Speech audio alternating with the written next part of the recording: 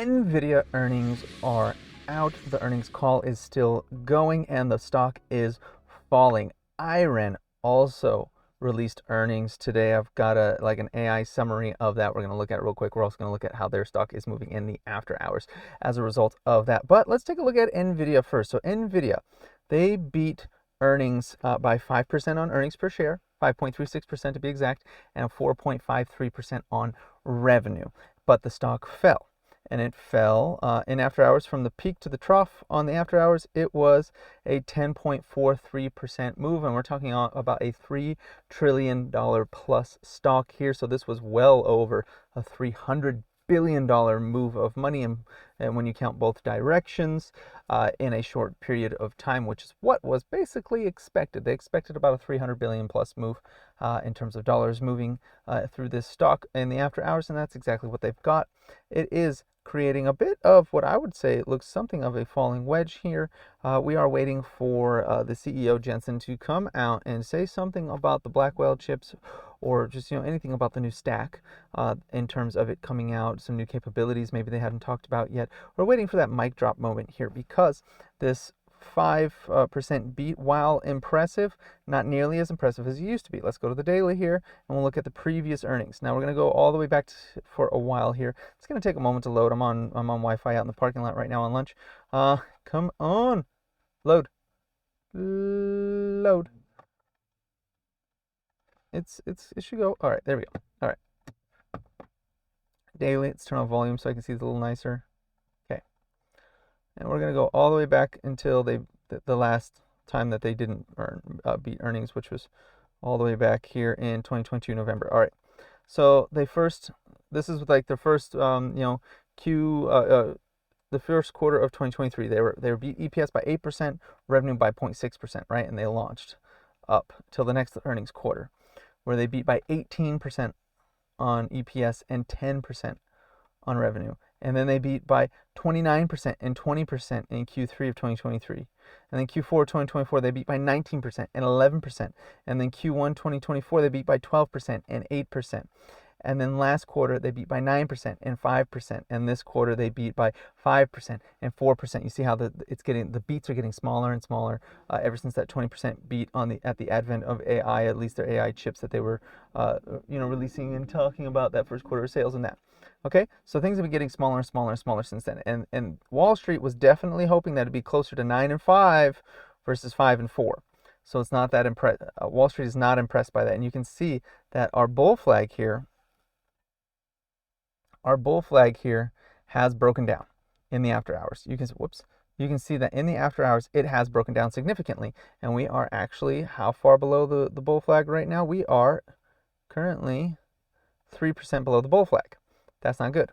Currently it's at 118. I'm almost in the money on my cash secured put. I might want to roll that. We'll see. We'll see what price does. I don't think price is going to absolutely collapse from here. I think the lowest we see it go is like maybe 109 to 110. That would be the lowest I would expect it to go, given just how strong the stock is overall. And there will be, better things to come in the future for this thing. But the bull flag has turned into a plateau, and this is going to be a lower high. So we had a high here, right, in June, and then in July we had a lower high, right? Okay, and now we're forming right now an even lower high. That's not good. Okay, that's not good. Hopefully we don't get a lower low and go underneath the 90s. That would be pretty frustrating. I don't necessarily see it going underneath $90 right now. Right now, I think we're coming to support. Support's at 116.58. Did we tap 116.58 in the after hours? Let's take a look. Let's go to the 30-minute. Okay. We went to 114.60. 114.76 is about where we went. 114.76 is about where we tapped. Let's go to like a 2-hour. Yeah. So we went to, pretty much solidly into the support back here from July 24th. We hit that and bounced off of it. So that's at least a good sign that it's respecting some levels of support here. So that's pretty good. Okay, I don't necessarily see it going way lower than, like, say, 110 or so. and I would roll if I woke up tomorrow and it was at 110. That's what I would do. I would roll my cash secured put down to be closer to that strike price for, you know, the same or higher premium than what I got paid for my previous contract. And then if it stayed around 110-ish or so and didn't go much lower, I'd let it get exercised on if it were there, and then I'd start selling calls. That would be pretty cool. That'd be pretty exciting. So let's move on to IREN. IREN also reported earnings. Of course, now you can see here, it's supposed to be like an hour ago or two now at this point, and nothing's updated on to TradingView yet in terms of their earnings per share or their revenue for the quarter. They did have their press release here, their big old press release here. I didn't see anything that said necessarily specifically for the quarter. This was for the financial year results. They didn't show the quarter. So because if we go to, let's see, news releases, yeah, it's just saying that the fiscal year was reported. We go to presentations. That is, yeah, same thing. The financial year. It's not showing like it's not showing the quarter. It's showing the year. So that's not being updated yet. I'm not dealing with this. So that's all. FAQs. See anything show up here yet? No. So we only got the financial year. They haven't broken it down to the quarter by quarter yet, okay? So that's why it's not showing up on TradingView yet. I will circle back and talk about this in the morning. But what has been seen so far has been liked by the market, and we'll talk about that in a moment when we look at the chart. So just to begin, this is just a quick summary. So their financial year 2024, so they had their EBITDA, adjusted EBITDA of 54.7 million, up from 1.4 million the year before. So that's huge increase. Record Bitcoin mining revenues of 184.1 million, up from 75.5 million last year. That's a huge increase. They increased their Bitcoin mining to they mined 4,191 Bitcoin versus 3,259 the year before. They adjusted their net loss for the year was $29 million versus $171.9 million the year before. That is a huge increase, and that's why they're up a bit in after hours here, is due to that sort of thing. Big increase in EBITDA, big increase in Bitcoin mining revenue, big increase in terms of or decrease in net loss over the year. That's pretty cool. Cash and cash equivalents on hand, $404 million. Cash on hand, no debt. That is a big, beautiful number there. People like in this space like to see big cash runways with no debt. That's pretty exciting. They increased their self-mining from 5.6 exahash to 10 exahash. They're going to jump that to 20 exahash here next month, which would be September, and before the end of the year, they're going to have it up to 30. They have this funded. They have the miners that they need. They secured 10.5 exahash of the latest generation Bitmain miners. They have a pathway from 30 to 50 in terms of their purchase options for those miners as well. This is also another thing that got people excited. Now the thing that probably brought their stock up in the after hours here, they have secured 3.1 million in revenue servicing multiple customers for AI cloud services. Okay, this is the big money mover right now. We saw it with Bit Digital. We're seeing it with IREN.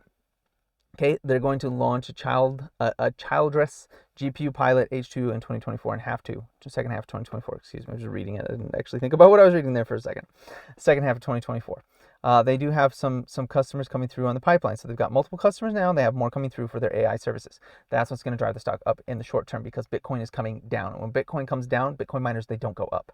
So this right here, the AI part, is what's driving the stock up right now. That and the fact that they had some pretty wicked changes in terms of their net loss significantly improved. Their cash position, really nice. No debt. Those are really good things right now, especially when things are looking a little bit rocky in the short term.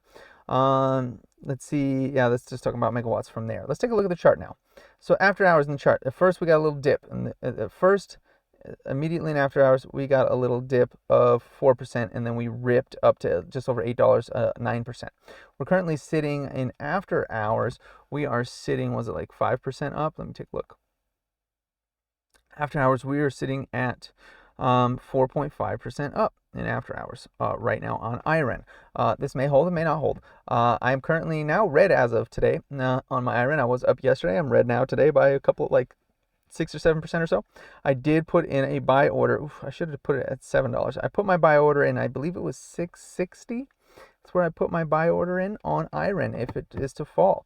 Now, if it doesn't get up above $8 and get up decisively above $8, I would expect it to continue to drift down towards that 660, 670 level that I've got here on the chart. I would expect that over time on IREN, just because of the way it moved and the fact that it is up, and we'll see. But we do need to see how it responds tomorrow, right? We need to see how it responds tomorrow, because even with this up move, we are solidly detached from this bull flag as well as from this ascending channel here.